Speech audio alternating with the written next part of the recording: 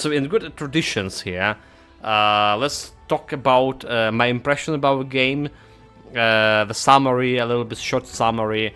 It's definitely like 9 out of 10, 10 out of 10 games. Like I would say like 9 out of 10 game because there are some parts of the game I didn't like that much, and that's not like fully 10 out of 10.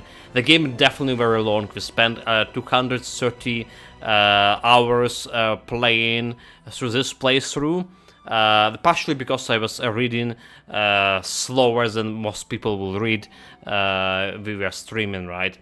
Partially because the kingdom management was taking so much time, it's unbelievably a lot of time. I never felt so bitter after ending the game. And we got like almost perfect ending, except like no queen on the throne. But I'm super enjoying the game. So first of all, I'm really enjoying the building, the characters, enjoying the gameplay, the tactical gameplay as it is. And I did enjoy the kingdom management when we first it was introduced to us. However, with as more time passed, the kingdom management became one of those points that I can really put this game on a pedestal and put a 10 out of 10 marks. It's just a pointless waste of time.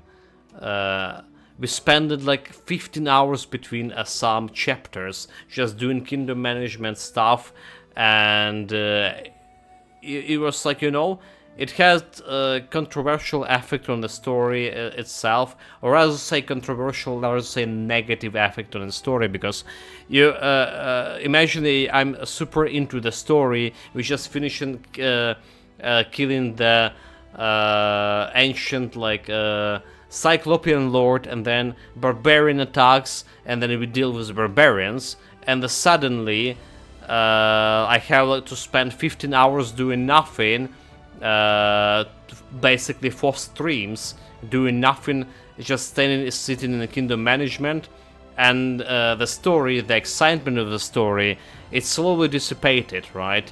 When you just get into that routine of pressing the buttons and putting your advisors into the problems or opportunities they think the best suited for them to solve, and it's like lasting for so long. So that's like a more disappointing part of the game. Another disappointing part of the game, the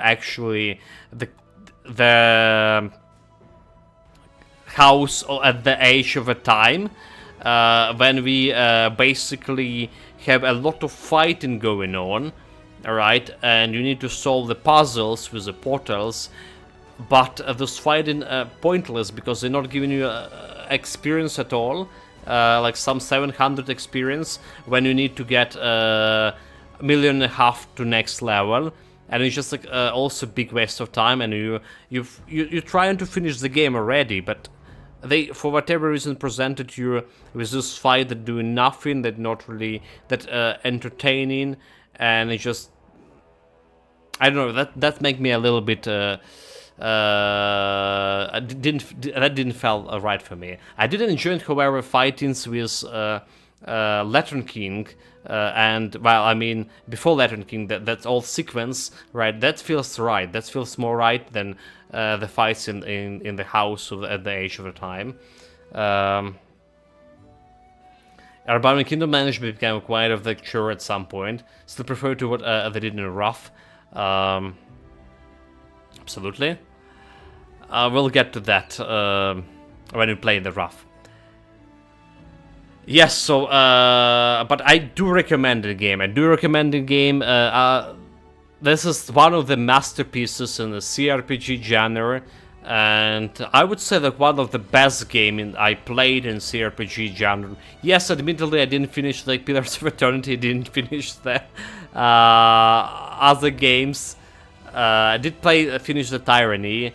What else did I play? Baldur's 3, right? gameplay-wise, story-wise, I think the Pathfinder way better than Baldur's Gate 3. Screamantis, so is this game done? Yes, the game is done. It's, in my opinion. Then again, Baldur's Gate 3 have a way better presentation of the story. Way better presentation of the story, and it's keeping you in suspense, keeping you interesting. They don't have this annoying parts, like I mentioned, kingdom management and stuff, that you forgotten what you're even doing in your main story. Right, that's a short review. Generally impressed. The game we're playing years after release. There were a lot of bugs on the release date. I did play the game on the release date, and compared to how the game feeling right now, is greatly improved. We did run a couple of a couple of bugs early on playing this game. Like there were the bug with in tactical mode. There a lot of stuff, and you just not character not casting the spell properly, or just stopping casting it. There are a couple of times this happened to me, but early part of the game. There was also a bug with when you resurrected character after it was dead for an hour and a half, and it was staying prone indefinitely, and reloading didn't help until we reloaded at the point when before the character died. So there was that kind of thing, but overall I would say it was bug-free. Everything worked more or less as intended. There was some minuscule skill description problems with, right? That the skill saying one thing, but it's actually doing another thing. That it's saying not giving you armor, for example, not stuck in armor, but it's actually stuck in armor with as the natural armor. Or there was that necklace we have on Octavia that only would deal critical sneak damage to flat-footed enemy in melee, but it actually was dealing sneak damage to flat-footed enemies in range as well. So there was those kind of bugs. They weren't particularly nasty. They didn't influence my gameplay at all, and I am overall enjoying the game as much as I could, because we waited for this a couple of years for them to patch out most of that bugs. So yeah, do recommend the game. Feels good, plays good, and that's all, chat. That's all. Thank you very much for watching. Thank you very much for joining. Thank you if you're watching this on YouTube as well. A special thank you for if you're watching it on YouTube.